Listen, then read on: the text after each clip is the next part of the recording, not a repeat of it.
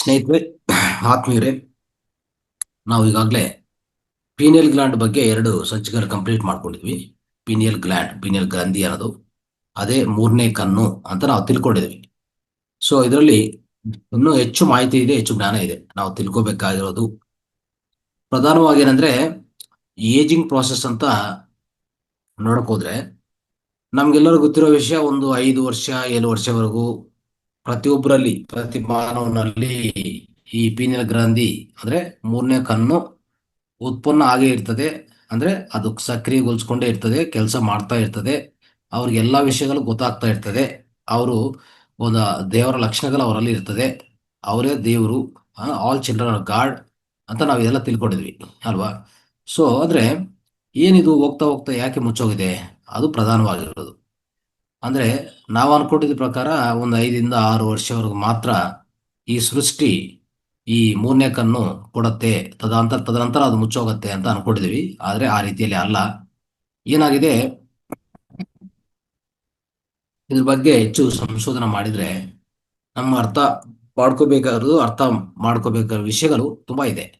Age ಆಗ್ತಾ ಆಗ್ತಾ ಏನಾಗತ್ತೆ, ಒಂದು 17-20 ವರ್ಷ ಅಂತ ಇಟ್ಕೊಳ್ಳಿ, ಈ ನಮ್ಮಲ್ಲಿ ಈ ಮೆಲಟೋನಿನ್ ಪೂರ್ತಿ ಕಡಿಮೆ ಆಗ್ತಾ ಬರ್ತದೆ. ಒಂಥರ ಇದು ಏಜಿಂಗ್ ಪ್ರಾಸೆಸ್ನು ಹೆಚ್ಚು ಮಾಡ್ತಾ ಹೋಗ್ತದೆ. ಅವಾಗ ಅನೇಕ ರೋಗಗಳು ಬರೋದು ಸ್ಟಾರ್ಟ್ ಆಗತ್ತೆ. ಯಾಕಂದ್ರೆ ಆ ಮೆಲಟೋನಿನ್ ಅದು ಉತ್ಪನ್ನ ಆಗೋದು ಕಡಿಮೆ ಆಗ್ತಾ ಹೋಗ್ತದೆ. ಸೊ ಈ ಮೆಲಟೋನಿನ್ ಸೈಂಟಿಸ್ಟ್ ಕಂಡಿಡಿದ್ದಾರೆ. ಆಲ್ಜ್ಮೇರ್ ಅಂತ ಡಿಸೀಸು ಬರುತ್ತೆ ಮೆಲಟೋನಿನ್ ಕಡಿಮೆ ಆಗ್ತಾ ಹೋದ್ರೆ ಅಂತ ಅದನ್ನು ಕಂಡಿಡಿದ್ದಾರೆ. ಆ ರೀತಿಯಲ್ಲಿ ಸೊ ಹೇಳ್ಬೇಕಂದ್ರೆ ಈ ಮೆಲಟೋನಿನ್ ಸರಿಯಾದ ರೀತಿಯಲ್ಲಿ ಮಾಡ್ಕೋಬೇಕು. ಅಂದ್ರೆ ಮೆಲಟೋನಿನ್ ಉತ್ಪನ್ನ ಆಗ್ಬೇಕಂದ್ರೆ ಏನು, ಪೀನಿಯಲ್ ಗ್ಲ್ಯಾಂಡು ಕೆಲಸ ಮಾಡ್ತಾ ಇರಬೇಕು. ಆವಾಗಲೇ ಮೆಲಟೋನಿನ್ ಉತ್ಪನ್ನ ಆಗೋದು. ಪೀನಿಯಲ್ ಗ್ರಂಥಿಯಿಂದ ಬರುವಂಥದ್ದು 2 ಹಾರ್ಮೋನ್ಗಳು ನಾವು ನಿನ್ನೆ ತಿಳ್ಕೊಂಡಿದ್ವಿ. ಏನಂತದ್ದು, ಮೆಲಟೋನಿನ್ ಮತ್ತೆ ಸೆರೋಟೋನಿನ್. ಸೊ ಈ ಮೆಲಟೋನಿನ್ ಸರಿಯಾದ ರೀತಿಯಲ್ಲಿ ಉತ್ಪನ್ನ ಆಗಿದ್ರೆ ನಮ್ಮ ಇಡೀ ನೈಟ್ ಅಲ್ಲಿ ನಿದ್ದೆ ಬರೋದಿಲ್ಲ. ಆಮೇಲೆ ಎಷ್ಟೋ ಈ ಅಂದ್ರೆ ನಿರ್ವಿಷೀಕರಣ ಆಗುವಂತ ವಿಷಯಗಳು, ಅಂದ್ರೆ ಎಲ್ಲ ಸ್ವಚ್ಛಗೊಳಿಸ್ಕೊಂತ ಎಲ್ಲದೂ ಸ್ಟಾಪ್ ಆಗ್ಬಿಡ್ತದೆ. ಅವಾಗ ದೇಹದಲ್ಲಿ ಮೆಟಾಬಾಲಿಕ್ ಪ್ರೋಸೆಸ್ ಎಫೆಕ್ಟ್ ಆಗತ್ತೆ. ಅವಾಗ ಅನೇಕ ರೋಗಗಳು ಬರುತ್ತೆ. ಅಂದ್ರೆ ಈ ಮೆಲಟೋನಿನೇ ಹೇಳ್ಬೇಕಂದ್ರೆ ನಾನು ನಿನ್ನೆ ಹೇಳ್ತಾ ಇದ್ದೆ, ಒಂದು ಅದ್ಭುತವಾದ ಆಂಟಿ ಆಕ್ಸಿಡೆಂಟ್ ಅಂತ ಹೇಳಿದೆ ನಾನು. ಇದು ಒಂಥರ DMS ಅಂತ ನಾನು ಹೇಳ್ತಾ ಇದ್ದೆ. ಸೊ ಅಂತ ಅಂದ್ರೆ ಸಿಂಥೆಟಿಕ್ ಆಂಟಿ ಆಕ್ಸಿಡೆಂಟ್ ಏನಿದೆಯೋ ಅಷ್ಟು ಕೆಲಸ ಇದು ಮಾಡತ್ತೆ. ಅವಾಗ ಮತ್ತೆ ನಮ್ಗೆ ಏನ್ ಬೇಕಾಗಿದೆ, ಅದು ಸರಿಯಾದ ರೀತಿಯಲ್ಲಿ ಉತ್ಪನ್ನ ಮಾಡ್ಕೊಂಡ್ರೆ ಸಾಕಲ್ವಾ. ಅಂದ್ರೆ ಅದ್ಭುತವಾದ ಆಂಟಿ ಆಕ್ಸಿಡೆಂಟ್ ಅರ್ಥ ಏನು ಅಂದ್ರೆ, ಅದು ಅನೇಕ ನೆಗೆಟಿವ್ ಅಯಾನ್ಸ್ ಅಂದ್ರೆ ಈ ಋಣಾತ್ಮಕ ಅಯಾನುಗಳನ್ನು ಉತ್ಪನ್ನ ಮಾಡುತ್ತೆ ನಮ್ಮ ದೇಹದಲ್ಲಿ. ಅವಾಗ ಏನಾಗತ್ತಂದ್ರೆ ಇದು ಸರಿಯಾದ ರೀತಿಯಲ್ಲಿ ಉತ್ಪನ್ನ ಆಗಿದ್ರೆ ಸೊ ನಮಗೆ ಪ್ರತಿ ಜೀವಕಣಕ್ಕೆ ಅದಕ್ಕೆ ಬೇಕಾಗಿರುವಂತ ಶಕ್ತಿ ಸಿಗತ್ತೆ. ನೋಡಿ, ಎಲೆಕ್ಟ್ರಾನ್ಗಳು ಸರಿಯಾದ ರೀತಿಯಲ್ಲಿ ಇಲ್ಲ ಅಂದ್ರೆ ಎಷ್ಟೇ ನಮ್ಮಲ್ಲಿ ಶಕ್ತಿ ಇದ್ರು, ಎಷ್ಟೇ ನಾವು ಆಹಾರ ತಿಂದ್ರು, ಸೊ ಅದೇನಾಗತ್ತೆ, ಆ ಗ್ಲೂಕೋಸು ಆಕ್ಸಿಜನ್ ಸೇರ್ಕೊಂಡ್ರೆ, ಎರಡು ಸೇರಿದ್ರೆ ಅದು ಶಕ್ತಿ ಅಂತ ಹೇಳ್ತೀವಿ ನಾವು. ಆ ಶಕ್ತಿ ಪ್ರತಿ ಜೀವಕಣಕ್ಕೆ ಹೋಗ್ಬೇಕು, ಅದು ಹೋಗ್ತಾ ಇಲ್ಲ. ಅದಕ್ಕೆ ಜೀವಕಣಗಳು ಒಂಥರ ವಯಸ್ಸಾಗತ್ತೆ, ಸತ್ತು ಹೋಗ್ತವೆ. ಈ ರೀತಿಯಲ್ಲಿ ರೋಗಗಳು ನಮ್ಮಲ್ಲಿ ಹೆಚ್ಚಾಗೋದು. ಅದಕ್ಕೆ ಈ ಮೆಲಟೋನನ್ನು ಆಚೆ ಕಡೆಯಿಂದ ಕೊಡ್ತಾ ಇರ್ತಾರೆ ಸ್ವಲ್ಪ ಜನ. ಅದೇನಂತದು ಅಂದ್ರೆ ಕೃತಿಕವಾಗಿ ಒಂಥರ ಆರ್ಟಿಫಿಷಿಯಲ್ ಆಗಿ ತಗೊಂತಾ ಇರ್ತಾರೆ. ಆದ್ರೆ ಅದು ಮಾಡತ್ತೆ ಕೆಲಸ ಖಂಡಿತ. ನಮ್ಮಲ್ಲಿ ಒಂಥರ ಒಳ್ಳೆ ಫೀಲಿಂಗ್ಸ್ ಅಂದ್ರೆ ಒಂದು ಅದ್ಭುತವಾದ ಶಾಂತಿಯುತವಾದ ವಾತಾವರಣವನ್ನು ನಮ್ಮಲ್ಲಿ ಆ ಮೂಡಿಸ್ತೆ ಅದು. ಆದ್ರೆ ಏನಾಗತ್ತಂದ್ರೆ ಇದು ಒಂದು ರೀತಿಯಲ್ಲಿ ಸೈಡ್ ಎಫೆಕ್ಟ್ಸ್ ಹೆಚ್ಚಿದೆ ಇದರಲ್ಲಿ. ಮೆಲಟೋನಿನ್ ಆಚೆ ಕಡೆಯಿಂದ ತಗೋಬಹುದು. ನಮ್ಮ ಪೀನಿಯಲ್ ಗ್ಲ್ಯಾಂಡ್ ಉತ್ಪನ್ನ ಮಾಡಿಲ್ಲ ಅಂದ್ರೆ ನಾವು ಆಚೆ ಕಡೆಯಿಂದ ತಗೋಂತ ಅವಕಾಶ ಇದೆ. ಆದ್ರೆ ಅದರ ಸೈಡ್ ಎಫೆಕ್ಟ್ಸ್ ಹೆಚ್ಚಿದೆ. ಆ ಸೈಡ್ ಎಫೆಕ್ಟ್ಸ್ ಅನ್ನೋದು ಖಂಡಿತ ನಿಮ್ಮಲ್ಲಿ ಈ ಸರ್ಕೇಡಿಯನ್ ರಿದಮ್ ಅಂದ್ರೆ ನಿಮ್ಮ ಜೀವ ಗಡಿಯಾರವನ್ನು ಹಾಳು ಮಾಡುತ್ತೆ, ಉಂಟು ಮಾಡುತ್ತೆ. ಅದಕ್ಕೋಸ್ಕರ ಯಾವುದೇ ರೀತಿಯಲ್ಲಿ ಆ ರೀತಿಯಲ್ಲಿ ತಗೊಳಕ್ ಹೋಗಬಾರ್ದು. ಅದಕ್ಕೋಸ್ಕರ ಯಾರ್ಯಾರು ಮೆಲಟೋನಿನ್ ಸರಿಯಾದ ರೀತಿಯಲ್ಲಿ ಉತ್ಪನ್ನ ಆಗ್ತಾ ಇಲ್ಲ ಅಂದ್ರೆ ವೇಗವಂತವಾಗಿ ಸೆಲ್ಸ್ ಏಜ್ ಆಗ್ತಾ ಹೋಗ್ತದೆ. ಆವಾಗ ನಮ್ಗೆ ಆ ಏಜಿಂಗ್ ಅಂದ್ರೆ ವಯಸ್ಸು ಹೆಚ್ಚಾಗ್ತಾ ಹೋಗ್ತದೆ. ಅದಕ್ಕೆ ಈ ಮೆಲಟೋನಿನ್ ಅತ್ಯಂತ ಪ್ರಾಮುಖ್ಯವಾದಂತ ಹಾರ್ಮೋನ್ ಅಂತ ನಾವು ತಿಳ್ಕೊಬೇಕಾಗತ್ತೆ. ಅದೇ ರೀತಿಯಲ್ಲಿ ಈ ಪೀನಲ್ ಗ್ಲ್ಯಾಂಡು ಇನ್ನೊಂದು ವಿಷಯವನ್ನು ಉತ್ಪನ್ನ ಮಾಡ್ತದೆ. ಅದೇನಂತ ಗೊತ್ತಾ, ಡಿಮಿಥೈಲ್ ಟ್ರಿಪ್ಟಾಮಿನ್. ಡಿಮಿಥೈಲ್ ಟ್ರಿಪ್ಟಾಮಿನ್ ಇದು ಶಾರ್ಟ್ ಅಲ್ಲಿ ಅಂದ್ರೆ ಸಂಕ್ಷಿಪ್ತವಾಗಿ ಕ್ಲುಪ್ತವಾಗಿ DMT ಅಂತ ಕರೀತಾರೆ. DMT ಅಂತ ನೀವು ನೆನ್ಪಿಟ್ಕೊಳ್ಳಿ. ಈ DMT ಅನ್ನೋದು ಏನು ಮಾಡುತ್ತೆ ಅಂತಂದ್ರೆ, ಇದು ಪೀನಲ್ ಗ್ಲ್ಯಾಂಡ್ ಉತ್ಪನ್ನ ಆಗುತ್ತೆ. ಇನ್ನು ಎಷ್ಟು ವಿಷಯಗಳಿದೆ ನಮ್ಗೆ ಗೊತ್ತಿಲ್ಲ. ಇವೆಲ್ಲ ನೋಡ್ತಾ ತಿಳ್ಕೊಂತ ಹೋದ್ರೆ ಒಂದು ಆಳವಾದ ಸಬ್ಜೆಕ್ಟ್ ಇದು, ತಿಳ್ಕೋಬೇಕು. ಯಾಕಂದ್ರೆ ನಮ್ಮ ಜೀವನಕ್ಕೆ ಇದೊಂದು ಅದ್ಭುತವಾದ ಗ್ರಂಥಿ. ಪೀನಿಯಲ್ ಗ್ರಂಥಿ ಅಂದ್ರೆ, ನಾನು ಮೊನ್ನೆ ಹೇಳ್ತಾ ಇದ್ದೆ, ಕಿಂಗ್ ಆಫ್ ದ ಗ್ಲ್ಯಾಂಡ್ಸ್. ಅಂದ್ರೆ ಒಂಥರ ನಮ್ಗೆ ಈ ಜೀವನವನ್ನೇ ಸುಧಾರ ಮಾಡಕ್ಕೆ, ಬಾಹ್ಯ ಪ್ರಪಂಚವನ್ನು ಸರಿಯಾದ ರೀತಿಯಲ್ಲಿ ಅರ್ಥ ಮಾಡ್ಕೊಂಡಕ್ಕೆ ಈ ಗ್ರಂಥಿಯೇ ಪ್ರಧಾನ ಕಾರಣ. ಇದು ಸರಿಯಾದ ರೀತಿಯಲ್ಲಿ ಕೆಲಸ ಮಾಡಿಲ್ಲ ಅಂದ್ರೆ, ಈಗಾಗಲೇ ಹೇಳ್ತಾ ಇದೆ, ಮೆಲಟೋನಿನ್ ಉತ್ಪನ್ನ ಆಗಲ್ಲ, ಸೆರೋಟಿನ್ ಹೆಚ್ಚಾಗತ್ತೆ, ಕಡಿಮೆ ಆಗತ್ತೆ. ಆ ರೀತಿಯಲ್ಲಿ ಅದೇ ಆದ್ರೆ ಅದರಿಂದ ಅನೇಕ ರೋಗಗಳು ಒಂದೇ ಅಲ್ಲ. ನಾವು ಆಂತರಿಕ ಪ್ರಪಂಚವನ್ನು ಅರ್ಥ ಮಾಡ್ಕೋಬೇಕಂದ್ರೆ, ಬಾಹ್ಯ ಪ್ರಪಂಚದಲ್ಲಿರುವಂತ ಎಲ್ಲಾ ವಿಷಯಗಳನ್ನು ಸರಿಯಾದ ರೀತಿಯಲ್ಲಿ ಅರ್ಥ ಮಾಡ್ಕೋಬೇಕಂದ್ರೆ, ಖಂಡಿತ ಇದು ಈ ಗ್ರಂಥಿ ಕೆಲಸ ಮಾಡಲೇಬೇಕು. ಇದರಿಂದನೇ ನಮಗೆ ಮೂರನೇ ಕಣ್ಣು ಉತ್ಪನ್ನ ಆಗೋದು. ಮೂರನೇ ಕಣ್ಣು ಅಂದ್ರೆ, ಸೊ ಇನ್ನರ್ ಐ ಅಂತ ಕರಿತೀವಿ, ಅದು ಇದೆ. ಅದು ಒಂದೇ. ಅರ್ಥ ಆಯ್ತಾ? ಈಗ ಈ DMT ಅನ್ನೋದು ಏನಪ್ಪಾ ಅಂತಂದ್ರೆ, ಇದು ಒಂದು ರೀತಿಯಲ್ಲಿ ಹಾಲಿಸಿನೋಜಿಕ್ ಅಂದ್ರೆ ಹಾಲಿಸಿನೋಜಿಕ್ ಸಬ್ಸ್ಟೆನ್ಸ್ ಇದು. ಅಂದ್ರೆ ಏನಂದ್ರೆ, ನಾವು ಧ್ಯಾನದಲ್ಲಿ ಕೂತ್ಕೊಂಡ್ರೆ ನಮ್ಗೆ ಅನೇಕ ದೃಶ್ಯಗಳು ಅವೆಲ್ಲ ಕಾಣಿಸ್ತಾ ಇರ್ತದೆ ನೋಡಿ. ಆ ರೀತಿಯಲ್ಲಿ ನಮ್ಮಲ್ಲಿ ಈ ಈ ಒಂದು DMT ಅನ್ನೋದು ಉತ್ಪನ್ನ ಆಗಿದ್ರೆ ಅದು ಖಂಡಿತ ಆಗತ್ತೆ. ಇದು ಯಾವ ರೀತಿಯಲ್ಲಿ ಅಂದ್ರೆ, ಅನೇಕ ಜನರು ಇದನ್ನು ಕೃತಿಕವಾಗಿ ತಗೊಂತಾ ಇದ್ದಾರೆ. ಯಾವ ರೀತಿಯಲ್ಲಿ? ಸೊ ಇದು ಪ್ರಧಾನವಾಗಿ ಆಮ್, ಒಂದು ಅಮೆಜಾನ್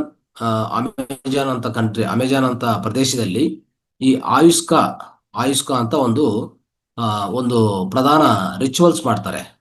ಅಲ್ಲಿ ಆ ರಿಲಿಜಿಯಸ್ ಸೆರೆಮೋನೀಸ್ ಅಲ್ಲಿ ಎಲ್ಲನೂ ಇದು ಉಪಯೋಗಿಸ್ತಾರೆ. ಪರ್ಟಿಕ್ಯುಲರ್ಲಿ ಆ ಪ್ರದೇಶ ವಾಸ ಆಗಿರುವಂತ ಜನರೆಲ್ಲ ಈ DMT ಅನ್ನು ಒಂದು ಮರದಿಂದ ತಗೊಂತಾರ. ಅವ್ರು ಹೇಳ್ಬೇಕಂದ್ರೆ, ಒಂದು ಪ್ಲಾಂಟ್ ಇದೆ, ಆ ಪ್ಲಾಂಟ್ ಇಂದ ಉತ್ಪನ್ನ ಆಗತ್ತೆ ಇದು. ಸೊ ಆ ಪ್ಲಾಂಟ್ ಇಂದ ಇದನ್ನ ತಗೊಂತಾರೆ. ಸೊ ಉದಾಹರಣೆಗೆ ಬ್ರೆಜಿಲ್, ಬೊಲಿವಿಯಾ, ಪೆರು, ಇಂಥ ದೇಶದಲ್ಲಿ, ವೆನಿಜುಲಾ ಅಂತ ದೇಶದಲ್ಲಿ ಇದು ತುಂಬಾ ಸುಪರಿಚಿತ ಅಂತ ಹೇಳ್ತಾರೆ. ಯಾಕಂದ್ರೆ ಇದು ಒಂದು ಡಿಕಾಷನ್ ತರ ಮಾಡ್ಕೊಂಡು ಕುಡಿತಾರೆ. ಅಂದ್ರೆ DMT ಅನ್ನೋದು ನಮ್ಮಲ್ಲಿ ಉತ್ಪನ್ನ ಆಗತ್ತೆ, ಅದೇ ರೀತಿಯಲ್ಲಿ ಒಂದು ಮರದಿಂದನೂ ಉತ್ಪನ್ನ ಆಗತ್ತೆ. ಓಕೆ. ಸೊ ಅದನ್ನು ಉಪಯೋಗಿಸ್ಕೊಂತಾರೆ ತುಂಬಾ ಜನ. ಅಂದ್ರೆ ಈ ಆ ಮರದ ಹೆಸರು ಏನ್ ಗೊತ್ತಾ? ಸೈಕೋಟ್ರಿಯಾ ವಿರ್ದಿಸ್. ಸೈಕೋಟ್ರಿಯಾ ಸೈಕೋಟ್ರಿಯಾ ವಿರ್ದಿ ಅಂತ ಒಂದು ಪ್ಲಾಂಟ್ ಇದೆ. ಓಕೆ. ಒಂದು ಸಸ್ಯ ಇದೆ. ಆ ಸಸ್ಯದಿಂದನೂ DMT ಬರುತ್ತೆ, ನಮ್ಮ ಪಿನಿಯಲ್ ಗ್ಲ್ಯಾಂಡ್ ಬರುತ್ತೆ. ಬಟ್ ಇದು ಆಚೆ ಕಡೆಯಿಂದ ಉಪಯೋಗಿಸೋದು ಯಾಕಂದ್ರೆ, ತುಂಬಾ ಜನ ಏನ್ ನಂಬ್ತಾರಂದ್ರೆ, ಈ ಪ್ರದೇಶದಲ್ಲೆಲ್ಲ ಈ ಪ್ಲಾಂಟ್ ಎಲೆಗಳು ತಗೊಂಡು ಅದನ್ನು ಡಿಕಾಷನ್ ಮಾಡ್ಕೊಂಡು ಕುಡಿತಾರೆ. ಇದರಿಂದ ಏನಂತಂದ್ರೆ, ಅವರು ಪ್ರಧಾನವಾಗಿ ಬಾಹ್ಯ ದೇಹದ ಅಂದ್ರೆ ಔಟರ್ ಬಾಡಿ ಎಕ್ಸ್ಪೀರಿಯನ್ಸಸ್ ಕಂಡಿಡಕ್ಕೆ, ಮತ್ತೆ ಅವರ ಆನ್ಸೆಸ್ಟರ್ಸ್ ಮೀಟ್ ಮಾಡಕ್ಕೆ. ಶಬ್ದ ಬರ್ತಾ ಇದೆಯಾ? ಇಂಟರ್ನೆಟ್ ಕನೆಕ್ಷನ್ ಏನೋ ಸ್ವಲ್ಪ. ಇಲ್ಲ, ಓಕೆ ಆಮೇಲೆ ಗುರುಜಿ. ಎಸ್. ಓಕೆ. ಸೊ ಇಲ್ಲಿ ಏನಾಗ್ತಾ ಇದೆ ಅಂದ್ರೆ, ಅವ್ರಿಗೆ ಔಟರ್ ಬಾಡಿ ಎಕ್ಸ್ಪೀರಿಯನ್ಸಸ್ಗೋಸ್ಕರ ನೋಡಿ, ಈ ಪ್ರದೇಶದಲ್ಲಿರುವಂತ ಸೊ ನಾನು ಈಗಾಗಲೇ ಬ್ರೆಜಿಲ್, ಬೊಲಿವಿಯಾ, ಪೆರು ಆ ಪ್ರದೇಶದಲ್ಲಿರುವಂತ ಜನ ಈ ರೀತಿಯಲ್ಲಿ ಬಳಸ್ಕೊಂತಾ ಇದ್ದಾರೆ DMT ಅನ್ನು ಉಪಯೋಗಿಸ್ಕೊಂಡು. ಅವ್ರ ಫ್ಯೂಚರ್ ನೋಡಕ್ಕೆ, ಮತ್ತೆ ಇನ್ನು ಹೇಳ್ತಾ ಇದ್ದಾರೆ ಸಿಕ್ನೆಸ್ ಇದ್ರೆ ಕಡಿಮೆ ಮಾಡ್ಕೊಳಕ್ಕೆ, ಅಂದ್ರೆ ಅವ್ರ ಅನಾರೋಗ್ಯ ಇದ್ರೆ ಓಲಾಡ್ಸಕ್ಕೆ, ಇದಕ್ಕೆಲ್ಲಾನು ಈ DMT ಅಂತ ಈ ಸಬ್ಸ್ಟೆನ್ಸ್ ಅನ್ನು, ಈ ಪದಾರ್ಥವನ್ನು ಉಪಯೋಗಿಸ್ತಾರೆ. ಇನ್ನು ಹೇಳ್ತಾರೆ, ಸೊ ಪೆರು ಅಲ್ಲಿ ಒಂಥರ ಆಯುಷ್ಕಾ ಟೂರಿಸಂ ಅಂತ ಕಂಡಕ್ಟ್ ಮಾಡ್ತಾರೆ. ಆಯುಷ್ಕಾ ಟೂರಿಸಂ ತುಂಬಾ ಜನ, ಈ ಪಾಶ್ಚಾತ್ಯ ದೇಶ ಎಲ್ಲ ಪಾಶ್ಚಾತ್ಯ ಎಲ್ಲ ಇಲ್ಲಿ ಬಂದು ಪ್ರತಿಯೊಬ್ಬರು ಹೀಲಿಂಗ್ ಸೆಂಟರ್ಸ್ ಅಂತ ತುಂಬಾ ಇರ್ತದೆ ಅಲ್ಲಿ ಈ DMT ಅನ್ನು ಆಟೋಮೆಟಿಕ್ ಆಗಿ ಕುಡಿಯೋದು, ಡಿಕಾಷನ್ ತರ, ಕಷಾಯ ತರ ಕುಡಿದು ಈ DMT ಅನ್ನು ಹೊಂದ್ತಾರೆ.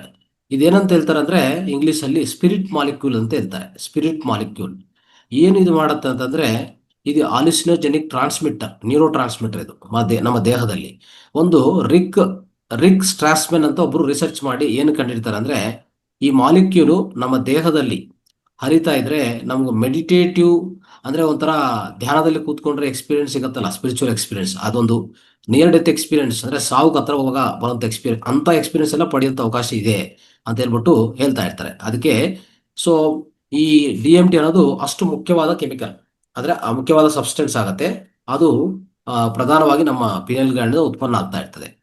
ಈಗ ನಮ್ಮ ಪಿನಿಯಲ್ ಗ್ಲ್ಯಾಂಡ್ ಅಂತ ಅನ್ಕೊಂಡಿದ್ವಲ್ಲ, ಪಿನಿಯಲ್ ಗ್ರಂಥಿಯಿಂದ ಅದರ ಆಧ್ಯಾತ್ಮಿಕ ಕೆಲಸ ಏನು ಆಧ್ಯಾತ್ಮಿಕ ಕೆಲಸ ಮಾಡತ್ತೆ ಅಂತಂದ್ರೆ, ಈಗಾಗಲೇ ಹೇಳಿದೆ ನಾನು, ನಮ್ಮ ಆತ್ಮಕ್ಕೂ ಮತ್ತೆ ಮೈಂಡ್ಗೂ ಆತ್ಮಕ್ಕೂ ಮತ್ತೆ ನಮ್ಮ ದೇಹಕ್ಕೆ ಮಧ್ಯದ ಕನೆಕ್ಷನ್ ಈ ಪೀನಿಯಲ್ ಗ್ಲ್ಯಾಂಡ್ ಅಂತ ಹೇಳಿದೆ.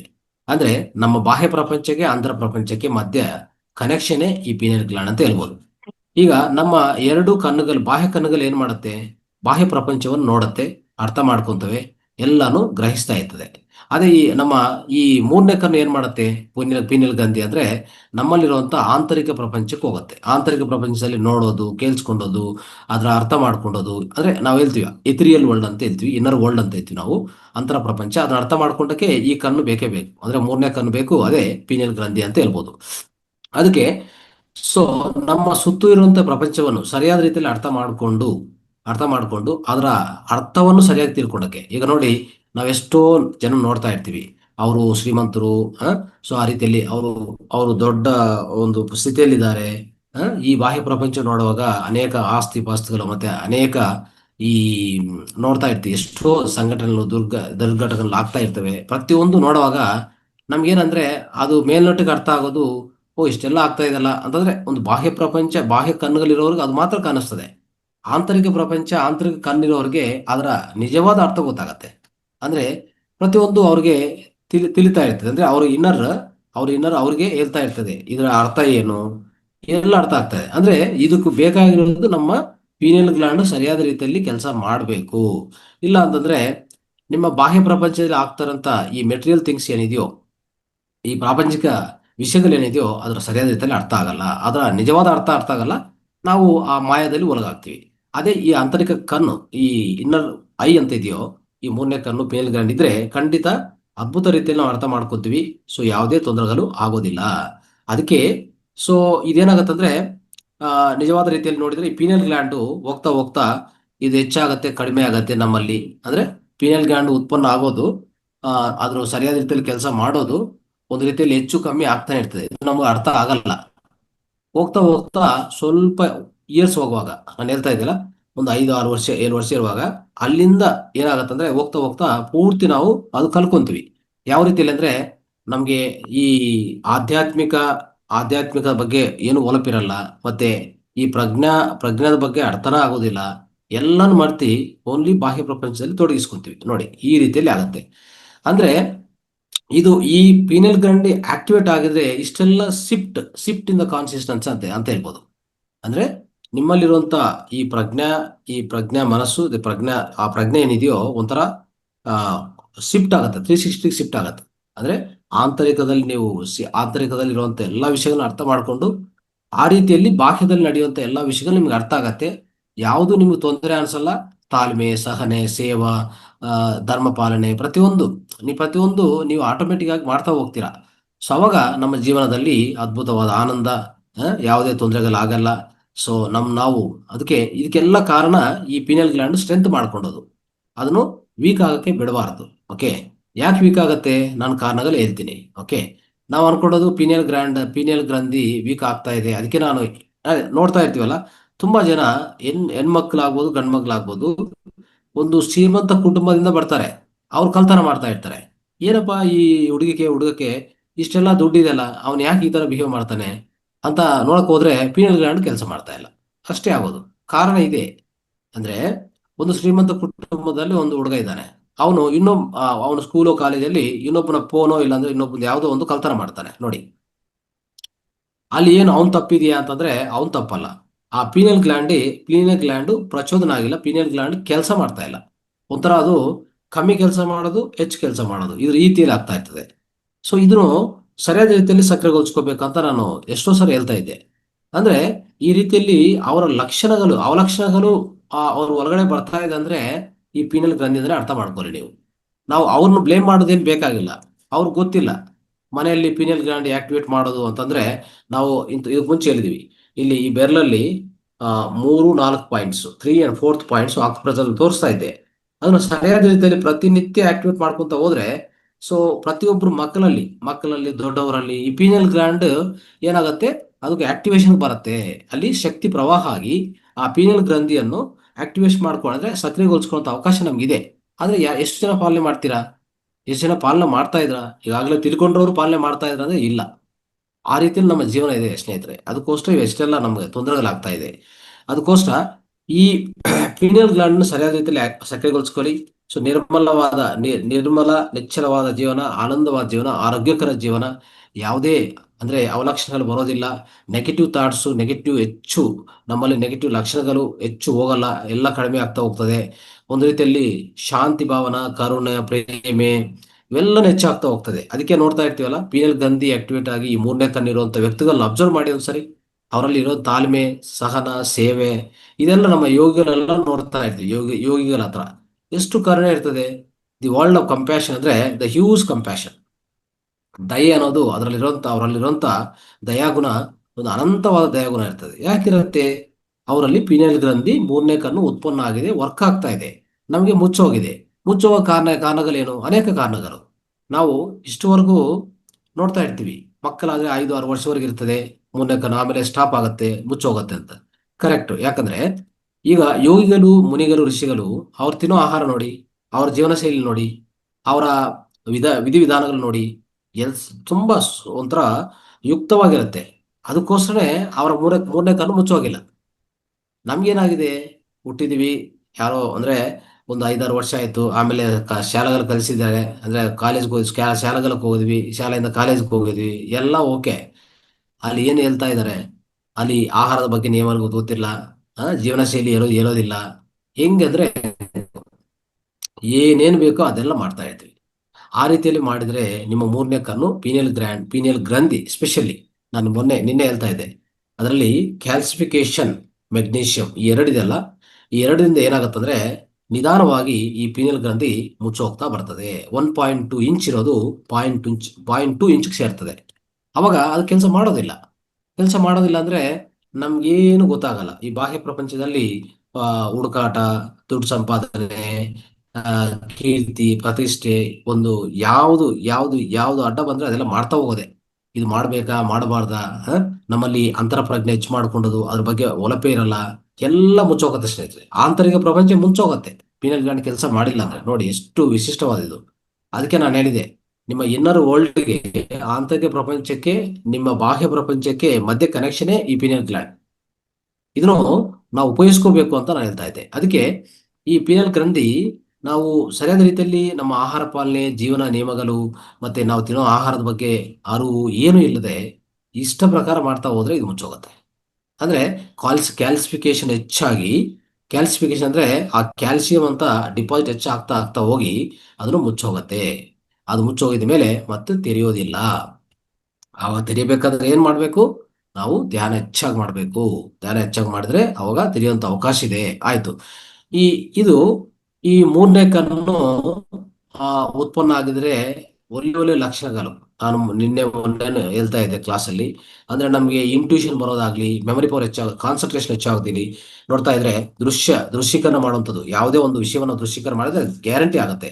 ಆದ್ರೆ ಅದು ಹೇಳ್ತಾ ಇದೀವಲ್ಲ, ಒಂದು ವಿಷಯವನ್ನು ಭ್ರೂಮಧ್ಯದಲ್ಲಿ ಇಲ್ಲಿ ಊಹಿಸ್ಕೊಂಡಿದ್ರೆ, ದೃಶ್ಯೀಕರಣ ಮಾಡ್ಕೊಂಡ್ರೆ ಅದು ಇಡೀ ವಿಶ್ವಕ್ಕೆ ಕನೆಕ್ಟ್ ಆಗ್ತದಲ್ಲ. Pineal gland is like antenna to the whole cosmos. ಅದಕ್ಕೋಸ್ಕರ ಖಂಡಿತ ಅದು ನೆರವೇರತ್ತೆ ನೋಡಿ. ಅಂತ ಅದ್ಭುತ ದೃಶ್ಯೀಕರಣ, ಅಂತ ಅದ್ಭುತ ಅಂತರವಾಣಿ, ಇವೆಲ್ಲ ಸಿಗೋದು ಇದರಲ್ಲೇ, ಅರ್ಥ ಮಾಡ್ಕೊಳ್ಳಿ. ಸೊ ಆಮೇಲೆ ಈ ಅನೇಕ ಎಕ್ಸ್ಟ್ರಾ ಸೆನ್ಸಿಟಿವ್ ಪರ್ಸೆಪ್ಷನ್ ಅಂದ್ರೆ ನಮ್ಮ ಸೂಪರ್ ನ್ಯಾಚುರಲ್ ಪವರ್ಸ್ ಎಲ್ಲ ಬರುತ್ತೆ. ಎಂಥದ್ದು ಅಂತಂದ್ರೆ, ಈಗ ನೋಡಿ, ನಾವು ನೋಡ್ತಾ ಇರ್ತೀವಿ ಈ ಕ್ಲಾರವಾಯನ್ಸು, ಕ್ಲಾರಿಟಿ, ಆಮೇಲೆ ಇಮ್ಯಾಜಿನೇಷನ್, ಟೆಲಿಪತಿ, ಇಂಥವೆಲ್ಲ, ಇಂಟ್ಯೂಷನು, ಇನ್ನರ್ ಗೈಡೆನ್ಸು, ಇನ್ನರಿಂದ ಅಂದ್ರೆ ಅಂತರದಿಂದ ನಮ್ಗೆಲ್ಲ ಗೈಡೆನ್ಸ್ ಸಿಗ್ತಾ ಇರ್ತದೆ, ಮಾರ್ಗದರ್ಶನ ಸಿಗ್ತಾ ಇರ್ತದೆ. ಇಂಥ ಲಕ್ಷಣಗಳು, ಒಳ್ಳೆ ಒಳ್ಳೆ ಲಕ್ಷಣಗಳೆಲ್ಲ ನಮ್ಮಲ್ಲಿ ಪ್ರವೇಶ ಆಗತ್ತೆ. ಅದನ್ನ ಅರ್ಥ ಮಾಡ್ಕೊಳ್ಳಿ. ಆ ರೀತಿಯಲ್ಲಿ ಸೊ ನಾವು ಈ ಮೂರನೇ ಕಣ್ಣು ಬಗ್ಗೆ ನೋಡ್ತಾ ಹೋದ್ರೆ ಅನೇಕ ಕಲ್ಚರ್ ಅಲ್ಲಿ ಅನೇಕ ವಿಧಗಳ ರೀತಿಯಲ್ಲಿ ಇದು ಕಂಡಿಡಿದ್ದಾರೆ. ಈಗ ಉದಾಹರಣೆಗೆ ಹಿಂದೂ ಕಲ್ಚರಲ್ಲಿ ತಗೊಳ್ಳೋಣ. ಹಿಂದೂ ಕಲ್ಚರಲ್ಲಿ ನಾವು ನೋಡ್ತಾ ಇರ್ತೀವಿ. ಸೊ ಲಾರ್ಡ್ ಶಿವ ಅಂದ್ರೆ ಪರಮೇಶ್ವರನಿಗೆ ಮೂರನೇ ಕಣ್ಣಿದೆ ಅಂತ ಹೇಳ್ತಾರೆ. ಆ ಮೂರನೇ ಕಣ್ಣು ಅನ್ನೋದು ಅದೇ ಪಿನಿಯಲ್ ಗ್ಲ್ಯಾಂಡ್ ಇದೆಯಲ್ಲ, ಅದರಿಂದ ಅದು ಓಪನ್ ಮಾಡಿದ್ರೆ ಇಡೀ ಪ್ರಪಂಚವೇ ನಾಶನ ಆಗ್ತದೆ ಅಂತ ಹೇಳ್ತಾರೆ. ಇಲ್ಲ, ಅಂದ್ರೆ ಅದು ಓಪನ್ ಆದ್ರೆ ನಮ್ಮಲ್ಲಿದೆ, ಅವರಲ್ಲಿದೆ. ಲಾರ್ಡ್ ಶಿವ ಅಲ್ಲಿದೆ, ನಮ್ಮಲ್ಲಿ ಪ್ರತಿಯೊಬ್ಬರು ವ್ಯಕ್ತಿಯಲ್ಲಿದೆ, ಹುಟ್ಟಿರೋ ಪ್ರತಿ ಮಾನವನಲ್ಲಿದೆ.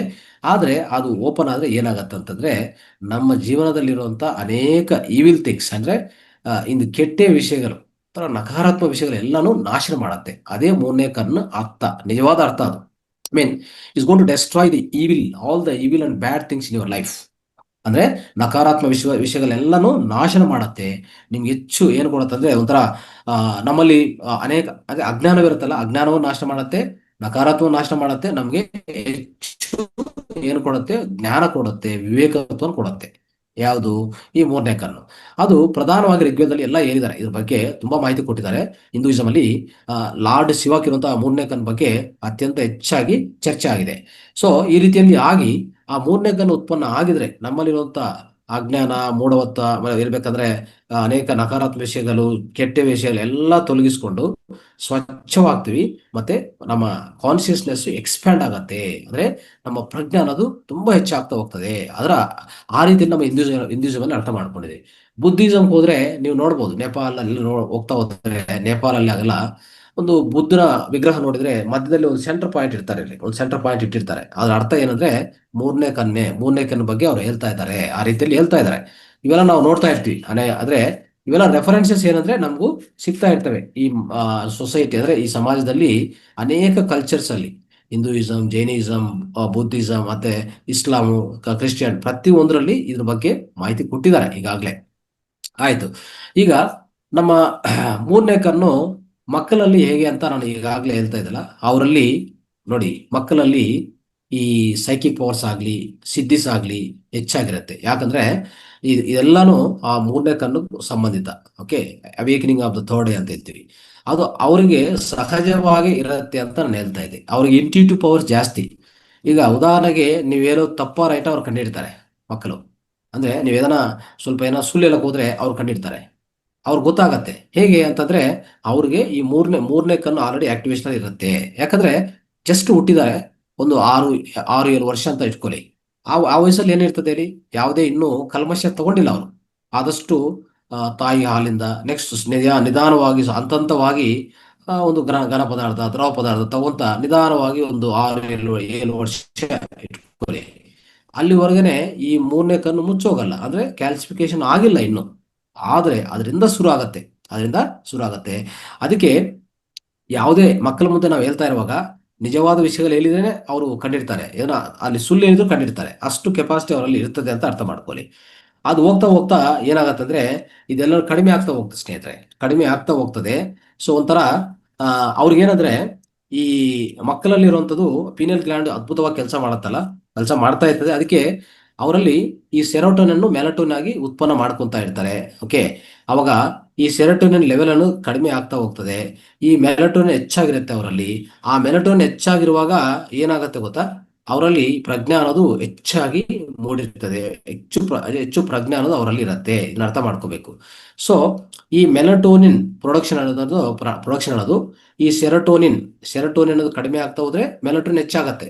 ಅದು ಮಕ್ಕಳಲ್ಲಿ ಅದ್ಭುತವಾಗಿ ಕೆಲಸ ಆಗುತ್ತೆ. ಯಾಕಂದ್ರೆ ಪೀನಿಯಲ್ ಗ್ಲ್ಯಾಂಡ್ ಕೆಲಸ ಮಾಡ್ತದಲ್ಲ. ನೋಡಿ, ಪೀನಿಯಲ್ ಗ್ಲ್ಯಾಂಡೇ ಸೆರೋಟೋನಿನ್ ಮೆಲಟೋನಿನ್ ಕನ್ವರ್ಟ್ ಮಾಡೋದು. ಅದು ನೀವು ಆಲ್ವೇಸ್ ನೆನ್ಪಿಟ್ಕೋಬೇಕು. ನಮ್ಮಲ್ಲಿ ಸೆರೋಟೋನಿನ್ ಉತ್ಪನ್ನ ಆಗೋದು ಸ್ಪಿನಿಯಲ್ ಗ್ಲ್ಯಾಂಡ್ ಇದ್ದೇನೆ. ಆದ್ರೆ ನೈಟ್ ಆಗುವಾಗ ಈ ಸೆರೋಟೋನಿನ್ ಅನ್ನು ಮೆಲಟೋನಿನ್ ಆಗಿ ಅಂದ್ರೆ ಕನ್ವರ್ಟ್ ಮಾಡೋದು, ರೂಪಾಂತರ ಮಾಡೋದು ಈ ಪೀನಿಯಲ್ ಗ್ಲ್ಯಾಂಡೇ. ಆ ಪೀನಿಯಲ್ ಗ್ಲ್ಯಾಂಡು ಅವರಲ್ಲಿ ತುಂಬಾ ಚೆನ್ನಾಗಿ ಕೆಲಸ ಮಾಡ್ತಾ ಇರ್ತದೆ. ಅದಕ್ಕೆ ಅವ್ರಿಗೆ ಆ ಈ ಆ ಮೆಲಟೋನಿನ್ ಲಾಭಗಳು ಅವ್ರಿಗೆ ಹೆಚ್ಚಾಗಿ ಸಿಗತ್ತೆ. ಸೊ ಅದು ಮೆಲಟೋನಿನ್ ಹೆಚ್ಚಾಗಿದ್ರೆ ಈಗಾಗಲೇ ಹೇಳ್ತಾ ಇದೆ, ನಮ್ಮಲ್ಲಿ ಆ ಪ್ರಜ್ಞೆ ಅಂದ್ರೆ ನಮ್ಮ ಇನ್ನರ್ ಅವೇರ್ನೆಸ್ ಆಗಲಿ ಇದೆಲ್ಲ ಹೆಚ್ಚು ಆಗ್ತಾ ಇರ್ತದೆ. ಅದಕ್ಕೋಸ್ಕರ ಸೊ ಆದ್ರೆ ಪ್ರತಿಯೊಬ್ಬರು ಈಗ ಮಕ್ಕಳಾದ್ಮೇಲೆ ಬೆಳೀತಾ ಏಜ್ ಆಗ್ತಾ ಇರ್ತಾ ಈ ಮೂರನೇ ಕಣ್ಣು ಅದೇ ಈ ಪೀನಲ್ ಗ್ಲ್ಯಾಂಡ್ ಮುಚ್ಚೋಗ್ತಾ ಇದೆಲ್ಲ. ಇದೆಲ್ಲ ಕಾರಣಗಳು ತಿಳ್ಕೊಳೋಣ, ಸ್ವಲ್ಪ ಕಾರಣಗಳು. ಅದು ಮತ್ತೆ ರೀ ಓಪನ್ ಮಾಡ್ಕೋಬಹುದಾ ಅಂದ್ರೆ ಖಂಡಿತ ಇದೆ. ಅಂದ್ರೆ ಇದು ಅದ್ಭುತವಾದ ವಿಷಯ ಏನಂತಂದ್ರೆ ನಾವು ರೀ ಓಪನ್ ಮಾಡ್ಕೋಬಹುದು. ನಮ್ಮಲ್ಲಿ ಮುಚ್ಚೋಗಿರೋಂಥದ್ದು ದೊಡ್ಡವರೆಲ್ಲ ಒಂದು 7 ವರ್ಷ 8 ವರ್ಷ ಆದ್ಮೇಲೆ ಸೊ ಇರುವಂತಹ ಎಲ್ಲಾ ವ್ಯಕ್ತಿಗಳು ಅವರ ಮೂರನೇ ಕಣ್ಣು ಪೀನಿಯಲ್ ಗ್ಲ್ಯಾಂಡ್ ಮತ್ತೆ ರೀಓಪನ್ ಮಾಡ್ಕೊಳಕ್ಕೆ ಅವಕಾಶ ಇದೆ ಅಂದ್ರೆ ಎಸ್, ಅವಕಾಶ ಇದೆ. ಸ್ವಲ್ಪ ವಿಷಯಗಳು ನಾವು ಪಾಲನೆ ಮಾಡ್ತಾ ಹೋದ್ರೆ ಖಂಡಿತ ಅವಕಾಶ ಇದೆ. ಈಗಾಗಲೇ ನಾನು ಹೇಳ್ತಾ ಇದ್ದೆ, ಇದು ಒಂದು ರೀತಿಯಲ್ಲಿ ಅನೇಕ ವಿಷಯಗಳಿಂದ ಇದು ಡಿಸ್ಟರ್ಬ್ ಆಗುತ್ತೆ ಸ್ನೇಹಿತರೆ. ಯಾವ ರೀತಿಯಲ್ಲಿ ಅಂದ್ರೆ ನಮ್ಮ ಜೀವನ ವಿಧಾನ, ಜೀವನ ಶೈಲಿ, ಆಹಾರ ಶೈಲಿ, ಸೊ ನಾವು ಮಲ್ಕೊಂಡಂತ ನಿದ್ದೆ ಆಗ್ಲಿ, ಆಹಾರ ಆಗ್ಲಿ, ಪ್ರತಿಯೊಂದು ವಿಷಯದಿಂದ ಎಷ್ಟೋ ವಿಷಯಗಳಿಂದ ಈ ಪೀನಿಯಲ್ ಗ್ಲ್ಯಾಂಡ್ ಎಫೆಕ್ಟ್ ಆಗ್ತಾ ಇರ್ತದೆ. ಅದನ್ನು ಈಗಾಗಲೇ ಇದೆ 1.2 ಇಂಚ್ ಇರೋದು ಹೋಗ್ತಾ ಹೋಗ್ತಾ 0.2 ಇಂಚಿಗೆ ಬರುತ್ತೆ. ಅಂದ್ರೆ ಆಲ್ಮೋಸ್ಟ್ ನೆಗ್ಲಿಜಿಬಲ್ ಸ್ಟೇಟ್ ಬರುತ್ತೆ.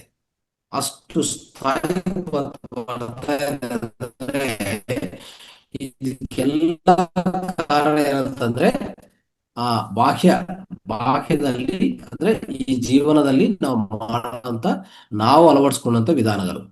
ಅಂದ್ರೆ ಒಂಥರ ಲೈಫ್ ಸ್ಟೈಲ್, ಫುಡ್ ಸ್ಟೈಲ್ ಬಿಟ್ಟು ಅದನ್ನು ಪ್ರತಿಯೊಬ್ಬರು ಇವಾಗಿಂದ ನಿಮ್ಮ ಮನೆಯಲ್ಲಿ ನೀವಾಗ್ಲಿ ದೊಡ್ಡವರು ಅಂದ್ರೆ ಮಕ್ಕಳು ಎಸ್ಪೆಷಲಿ ಬೆಳೀತಾ ಇರ್ತಾರಲ್ಲ ಅವ್ರಿಗೆಲ್ಲ ಇದು ಪ್ರಧಾನವಾಗಿ ನೀವು ತಿಳಿಸ್ಬೇಕಾಗತ್ತೆ. ಇಲ್ಲ ಅಂದ್ರೆ ಆ ಮೂರನೇ ಕಣ್ಣು ಮುಚ್ಚೋಗತ್ತೆ.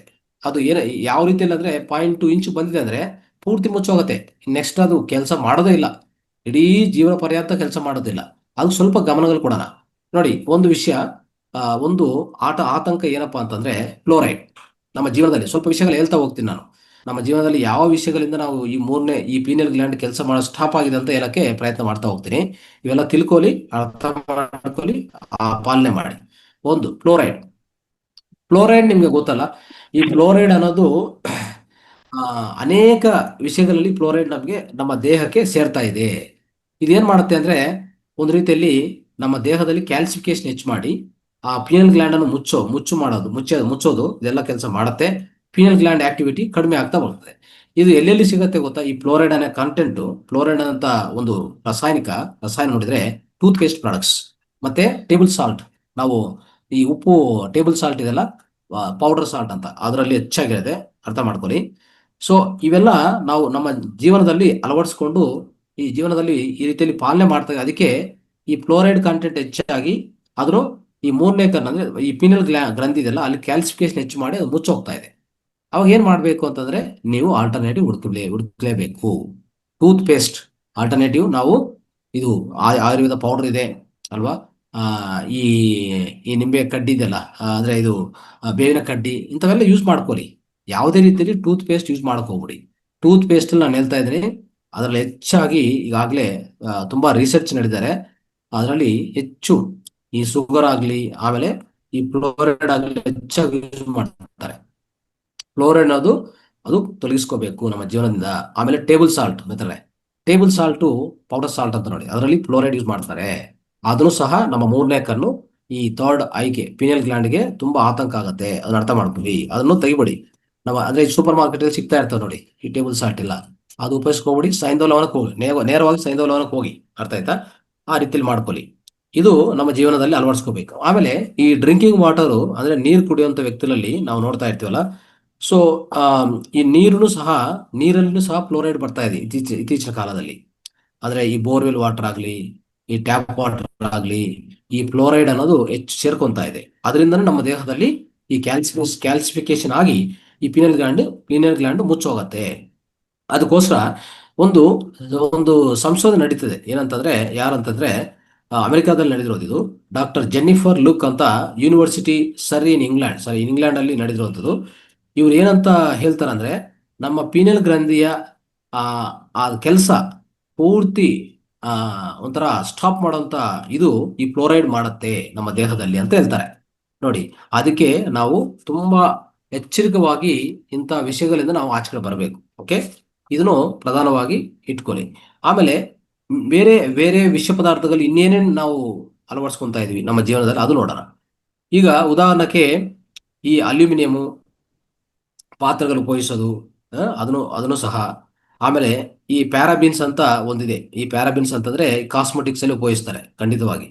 ಈ ಟಬಾಕೋ, ಆಲ್ಕಹಾಲು, ಆಮೇಲೆ ಗ್ಲೂಟಮೇಟ್ ಅಂತ ಒಂದಿದೆ. ಗ್ಲೂಟಮೇಟ್ ಮತ್ತೆ ರಿಫೈನ್ಡ್ ಶುಗರ್, ಮನೆಯಲ್ಲಿ ಶುಗರ್ ಉಪಯೋಗಿಸ್ತೀವಲ್ಲ, ಶುಗರು ಸಹ ಇದಕ್ಕೂ ಅತ್ಯಂತ ಒಂಥರ ಏನ್ ಹೇಳ್ತಾರಂದ್ರೆ ಇವೆಲ್ಲನೂ ಉಪಯೋಗಿಸುವಾಗ ನೀವು ತುಂಬಾ ಎಚ್ಚರಿಕೆ ಉಪಯೋಗಿಸ್ಬೇಕು. ನಾನು ಈಗಾಗಲೇ ಹೇಳ್ತಾ ಇದ್ದೆ ಜೀವನ ಶೈಲಿ ಅಳವಡಿಸ್ಕೊಳ್ಳಿ, ಜೀವನ ಶೈಲಿ ಬದಲಾವಣೆ ಮಾಡ್ಕೊಳ್ಳಿ ಅಂತ. ಯಾಕೆ ಇವೆಲ್ಲ ಯಾರು ಮಾಡ್ತಾ ಇದ್ರು? ನಮ್ಮ ಮುನಿಗಳು ಋಷಿಗಳು ಮಾಡ್ತಾ ಇದ್ರು. ಅದಕ್ಕೆ ಅವ್ರ ಮೂರನೇ ಕಣ್ಣು ಎಲ್ಲಿ ಮುಚ್ಚೋಗಿಲ್ಲ, ಥರ್ಡ್ ಐ ಮುಚ್ಚೋಗಿಲ್ಲ. ಪಿನಿಯಲ್ ಗ್ರಾಂಥಿ ಅದ್ಭುತ ಕೆಲಸ ಮಾಡ್ತಾ ಇರ್ತದೆ ಅವರಲ್ಲಿ. ಅದಕ್ಕೆ ಅವರು ಯಾವುದೇ ಹೇಳ್ಬೇಕಂದ್ರು ಒಂಥರ ಕಾಲಜ್ಞಾನ ಹೇಳ್ತಾ ಇರ್ತಾರೆ. ಮತ್ತೆ ಇನ್ನೊಂದು ಅವ್ರಿಗೆ ಗೊತ್ತಾಗ್ತಾ ಇರ್ತದೆ, ಮುಂದೆ ಆಗೋ ಸಂಘಟನೆಗಳು ಗೊತ್ತಾಗ್ತಾ ಇರ್ತದೆ. ಮುಂದೆ ಏನ್ ಆಗ್ಬೋದು, ಏನ್ ನಡೀಬೋದು, ಯಾವ ರೀತಿಯಲ್ಲಿ ಇರುತ್ತೆ ಈ ಪ್ರಪಂಚ, ಜೀವನದ ಬಗ್ಗೆ ಪ್ರತಿಯೊಂದು ರಹಸ್ಯಗಳು ಅವ್ರಿಗೆ ಗೊತ್ತಾಗ್ತಾ ಇರ್ತದೆ. ಯಾಕಂದ್ರೆ ಅವ್ರಿಗೆ ಆಂತರಿಕ ಪ್ರಪಂಚಕ್ಕೂ ಕನೆಕ್ಷನ್ ಇರುತ್ತೆ. ಯಾಕಂದ್ರೆ ಪೀನಿಯಲ್ ಗ್ರಂಥಿ ವರ್ಕ್ ಮಾಡ್ತಾ ಇದೆ. ಇದು ಮುಚ್ಚೋಗೋದ ಕಾರಣ ಇವೆಲ್ಲ ನೋಡಿ. ಈಗ ನೋಡ್ಕೊಳ್ಳಿ, ಯೋಗಿಗಳವರೆಲ್ಲ ಅವರ ಜೀವನ ಹೇಗಿರ್ತದೆ? ನೀರು ತಾಮ್ರದ ಪಾತ್ರೆಯಲ್ಲಿ ಕುಡಿತಾರೆ, ಅಲ್ವಾ? ಯಾವುದು ಟೂತ್ ಪೇಸ್ಟ್ ಯೂಸ್ ಮಾಡಲ್ಲ, ಶುಗರು ಇಂಥವೇ ತಿಂತಾ ಇರ್ತಾರೆ. ಇದಕ್ಕೆಲ್ಲ ಕಾರಣ ಏನಂದ್ರೆ ಅವ್ರಿಗೆ ಗೊತ್ತು.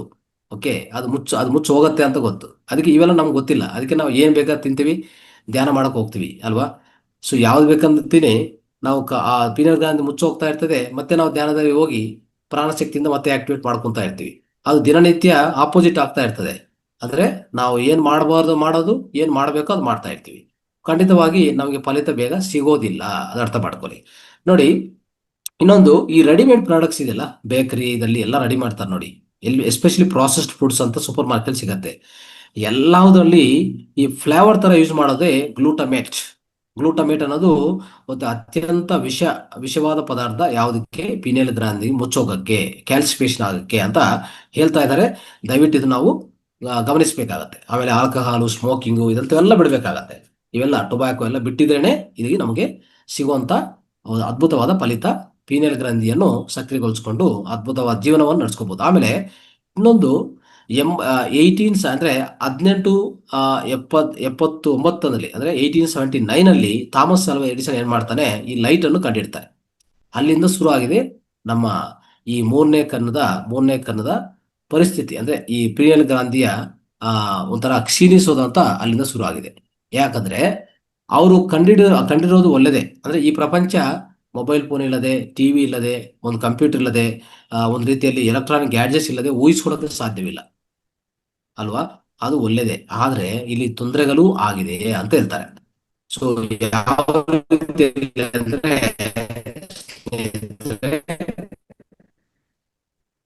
ಇದು ನಮ್ಮ ಈ ಪೀನಿಯಲ್ ಗ್ರಂಥಿಗೆ ತುಂಬಾ ಎಫೆಕ್ಟ್ ತೋರಿಸುವಂಥದ್ದು ಇದು. ಅದಕ್ಕೆ ಆದಷ್ಟು ನಾವು ಇಲ್ಲಿ ಏನ್ ನಡೀತದೆ ಅಂದ್ರೆ ಟೆಲಿವಿಷನ್, ಲೈಟು ಮತ್ತೆ ಆಮೇಲೆ ಏನ್ ಉತ್ಪನ್ನ ಮಾಡ್ತಾ ಇರ್ತದೆ, ಯಾವಾಗ್ಲೂ ಎಲೆಕ್ಟ್ರೋ ಮ್ಯಾಗ್ನೆಟಿಕ್ ರೇಡಿಯೇಷನ್ ಉತ್ಪನ್ನ ಮಾಡ್ತಾನೆ ಇರ್ತದೆ. ಅದು ಕಡಿಮೆ ಆಗೋದಿಲ್ಲ. ಆದ್ರೆ ಇದರ ಪ್ರಭಾವ ಏನಿರ್ತದೆ ಅಂದ್ರೆ ಇದೆಲ್ಲ ಎಲೆಕ್ಟ್ರೋ ಮ್ಯಾಗ್ನೆಟಿಕ್ ವಿದ್ಯುದಯಸ್ಕಾಂತ ಕ್ಷೇತ್ರ. ಇದು ಪ್ರಭಾವ ಏನಿರುತ್ತೆ ಅಂತ ಅದನ್ನ ಹೇಳಕ್ಕೆ ಪ್ರಯತ್ನ ಮಾಡ್ತೀನಿ. ಈಗ ನಮ್ಮ ದೇಹದಲ್ಲಿ ಒಂದು ಜೀವಕಣದಿಂದ ಇನ್ನೊಂದು ಜೀವಕೋಶ ಮಧ್ಯದಲ್ಲಿ ಒಂದು ಸಂಪರ್ಕ ನಡೀತಾ ಇರ್ತದೆ. ಯಾವ ಮುಖಾಂತರ ಅಂದ್ರೆ ಅದನ್ನು ಸಹ ಎಲೆಕ್ಟ್ರೋ ಮ್ಯಾಗ್ನೆಟಿಕ್ ಪಲ್ಸಸ್ ಇಂದ, ಎಲೆಕ್ಟ್ರೋ ಮ್ಯಾಗ್ನೆಟಿಕ್ ಕರೆಂಟ್ಗಳಿಂದ ಪ್ರವಾಹ ಆಗ್ತಾ ಆ ರೀತಿಯಲ್ಲಿ ಕಮ್ಯುನಿಕೇಶನ್ ಆಗ್ತಾ ಇರ್ತದೆ. ಆದ್ರೆ ಅದು ಲೋ ಫ್ರೀಕ್ವೆನ್ಸಿ ಕಮ್ಯುನಿಕೇಶನ್, ತುಂಬಾ ಪೌನಃಪುನ್ಯ ಕಡಿಮೆ ಇರುತ್ತೆ. ಆ ಬಯೋಕೆಮಿಕಲ್ ರಿಯಾಕ್ಷನ್ಸ್ ಎಲ್ಲ ಈ ರೀತಿಯಲ್ಲಿ ಆಗೋದು, ಅರ್ಥ ಮಾಡ್ಕೊಳ್ಳಿ. ಆದ್ರೆ ಯಾವಾಗ ನಾವು ಇಂಥ ಎಲೆಕ್ಟ್ರೋ ಮ್ಯಾಗ್ನೆಟಿಕ್ ರೇಡಿಯೇಷನ್ಗೂ ಒಳಗಾಗ್ತೀವೋ, ಅಂದ್ರೆ ಅನೇಕ ಎಲೆಕ್ಟ್ರಾನಿಕ್ ಗ್ಯಾಡ್ಜೆಟ್ಸ್ ಇಂದ ಬರುವಂತ ಎಲೆಕ್ಟ್ರೋ ಮ್ಯಾಗ್ನೆಟಿಕ್ ರೇಡಿಯೇಷನ್ ಇದೆಲ್ಲ, ಈ ವಿದ್ಯುದಯಸ್ಕಾಂತ ಕ್ಷೇತ್ರ ಏನ್ ಮಾಡುತ್ತೆ, ನಮ್ಮ ದೇಹದ ಮೇಲೆ ಅತ್ಯಂತ ಪ್ರಭಾವ ತೋರಿಸ್ತದೆ. ಒಂದು ರೀತಿಯಲ್ಲಿ ನಮ್ಮ ದೇಹದಲ್ಲಿ ನಡೀತಾ ಇರುವಂತ ಈ ಜೀವ ರಾಸಾಯನಿಕ ಚರ್ಯೆಗಳನ್ನು ಉಂಟು ಮಾಡತ್ತೆ, ಪ್ರಭಾವ ಮಾಡುತ್ತೆ. ಒಂದು ರೀತಿಯಲ್ಲಿ ಹಾರ್ಮೋನ್ ಇಂಬ್ಯಾಲೆನ್ಸ್ಗೂ ಕಾರಣ ಆಗುತ್ತೆ ಅಂತ ಹೇಳ್ತಾರೆ. ಅದಕ್ಕೆ ಇಂತಹ ಈ ರೇಡಿಯೇಷನ್ ಇಂದ ಇದೊಂಥರ ಎಲೆಕ್ಟ್ರಾನಿಕ್ ಸ್ಮಾಗ್ ಅಂತ ಹೇಳ್ತಾರೆ ನೋಡಿ. ಎಲೆಕ್ಟ್ರಾನಿಕ್ ಸ್ಮಾಗ್ ಅಂತ ಹೇಳ್ತಾರೆ. ಇದು ನೇರವಾಗಿ ನಮ್ಮ ಯಾವುದ್ರ ಮೇಲೆ ಪ್ರಭಾವ ತೋರಿಸ್ತದೆ ಅಂದ್ರೆ ಈ ಮೆಲೋಟೋನಿನ್ ಉತ್ಪನ್ನಕ್ಕೆ ಪ್ರಭಾವ ತೋರಿಸ್ತದೆ. ನಿಮ್ಗೆಲ್ಲ ಗೊತ್ತಿರೋ ವಿಷಯ ನಾನು ಈಗಾಗಲೇ ಹೇಳಿದೆ. ಯಾವುದೇ ಒಂದು ದೊಡ್ಡ ಟವರ್ ಇದ್ರೆ, ಯಾವುದು ನಮ್ಮ ಈ ವೈರ್ಲೆಸ್ ಟವರ್ಸ್ ಇರ್ತಾವಲ್ಲ, ಅದ್ರ ಹತ್ರವಾಗಿ ಯಾವ್ದಾರ ಮನೆ ಇದ್ರೆ ಅಲ್ಲಿರುವಂತ ವ್ಯಕ್ತಿಗಳಿಗೆ ನಿದ್ದೆ ಬರಲ್ಲ ಸರಿಯಾಗಿ. ಯಾಕಂದ್ರೆ ಅವ್ರಿಗೆ ಮೆಲಟೋನಿನ್ ಉತ್ಪನ್ನ ಆಗೋದಿಲ್ಲ. ಫಸ್ಟ್ ಆಫ್ ಆಲ್ ಅದೇನಂತಂದ್ರೆ ಈ ವೈರ್ಲೆಸ್ ಎಲ್ಲಾ ರೇಡಿಯೇಷನ್, ಎಲ್ಲಾ ಎಲೆಕ್ಟ್ರಾನಿಕ್ ಮ್ಯಾಗ್ನೆಟಿಕ್ ರೇಡಿಯೇಷನ್ ಎಲ್ಲಾನು ಪಾಸಿಟಿವ್ ಅಯಾನ್ಗಳು, ಧನಾತ್ಮಕ ಅಯಾನ್ಗಳು ಹೆಚ್ಚು ಉತ್ಪನ್ನ ಮಾಡುತ್ತವೆ. ಅದಕ್ಕೆ ನಮ್ಮಲ್ಲಿ ಈ ಮೆಲಟೋನಿನ್ ಉತ್ಪನ್ನ ಆಗೋದಿಲ್ಲ. ನಮಗೆ ಹೆಚ್ಚಾಗಿ ನಿದ್ದೆ ಕೊರತೆ, ನಿದ್ದೆ ಸಮಸ್ಯೆಗಳು ಶುರು ಆಗುತ್ತೆ. ಅದಕ್ಕೋಸ್ಕರ ಮನೆಯಲ್ಲಿ ಸಹ ನೀವು ವೈಫೈ ರೌಟರ್ ಉದಾಹರಣೆಗೆ ಎಲ್ಲ ಲೈಟ್ಸ್ಗಳು ಆಫ್ ಮಾಡಿಕೊಂಡು ನೀವು ಮಲಗಬೇಕಾಗತ್ತೆ. ಆಮೇಲೆ ವೈಫೈ ರೌಟರ್ ಸ್ವಿಚ್ ಆಫ್ ಮಾಡಬೇಕು. ನಿಮ್ಮ ಮೊಬೈಲು ತುಂಬಾ ಆಚೆ ಕಡೆ ಇಡಬೇಕು. ಅಲಾರಾಮ್ಗೋಸ್ಕರ ನೀವು ಯಾವುದೇ ರೀತಿಯಲ್ಲಿ ಅಲಾರಾಮ್ಗೋಸ್ಕರನೂ ಉಪಯೋಗಿಸಬಾರದು. ಸೊ ನಿಮ್ಮ ಜೀವ ಗಡಿಯಾರವನ್ನೇ ಉಪಯೋಗಿಸ್ಕೊಳ್ಳಿ ಆದಷ್ಟು. ಇದೆಲ್ಲ ಮಾಡ್ತಾ ಹೋದ್ರೆ ನಮಗೆ ಈ ಪೀನಿಯಲ್ ಗ್ರಂಥಿ ಅನ್ನೋದು ಯಾವುದೇ ರೀತಿಯಲ್ಲಿ ಎಫೆಕ್ಟ್ ಆಗಲ್ಲ. ಅದನ್ನು ಬಹಳ ಇಂಪಾರ್ಟೆಂಟ್ ಆಗುತ್ತೆ. ನೋಡಿ, ಇದು ಈ ರೀತಿಯಲ್ಲಿ ಮೆಲಟೋನಿನ್ ಉತ್ಪನ್ನ ಆಗಿಲ್ಲ ಅಂದ್ರೆ ಸ್ನೇಹಿತರೆ, ಸೆರೋಟೋನಿನ್ ಹೆಚ್ಚಾಗ್ತಾ ಹೋಗ್ತದೆ. ನಿಮ್ಗೆ ಗೊತ್ತಲ್ಲ, ನಾನು ಹೇಳ್ತಾ ಇದ್ದೆ. ಸೊ ಪೀನಿಯಲ್ ಗ್ರಂಥಿ ಸರಿಯಾಗಿ ಕೆಲಸ ಮಾಡಿದ್ರೆ ಮೆಲಟೋನಿನ್ ಕನ್ವರ್ಟ್ ಮಾಡುತ್ತೆ. ಆ ಮೆಲಟೋನಿನ್ ಉತ್ಪನ್ನ ಆಗ್ತಾ ಇದ್ರೆ ನಮ್ಮಲ್ಲಿ ಆ ಸೆರೋಟೋನಿನ್ ಕಡಿಮೆ ಆಗ್ತಾ ಇದ್ರೆ ಅವಾಗ ನಮಗೆ ಡಿಪ್ರೆಷನ್ ಇಂಥವೆಲ್ಲ ದೂರ ಆಗ್ತದೆ. ಇಲ್ಲ ಅಂದ್ರೆ ನಮ್ಮಲ್ಲಿ ಡಿಪ್ರೆಷನ್ ಹೆಚ್ಚಾಗ್ತಾ ಹೋಗ್ತದೆ. ಅದನ್ನ ಅರ್ಥ ಮಾಡ್ಕೊಳ್ಳಿ. ಸೊ ಈ ರೀತಿಯಲ್ಲಿ ಇದನ್ನ ಒಂದು ರೀತಿಯಲ್ಲಿ ನಮ್ಮ ಪಿನಿಯಲ್ ಗ್ರಂಥಿಗೆ ತುಂಬಾ ಆತಂಕವಾಗಿರುವಂತ ವಿಷಯ ಅಂತ ನಾವು ಹೇಳಕ್ಕೆ ಪ್ರಯತ್ನ ಮಾಡ್ತಾ ಇದೀವಿ. ಇದನ್ನ ಅರ್ಥ ಮಾಡ್ಕೊಳ್ಳಿ. ಆಮೇಲೆ ಸನ್ಲೈಟ್ಗೂ ತುಂಬಾ ಕಡಿಮೆ ನಾವು ಹೋಗೋದು. ಈಗ ಇತ್ತೀಚಿನ ಕಾಲದಲ್ಲಿ ಸಾಫ್ಟ್ವೇರ್ ಇಂಜಿನಿಯರ್ಸ್ ಎಲ್ಲ ಕೆಲಸಕ್ಕೆ ಹೋಗ್ತಾರೆ.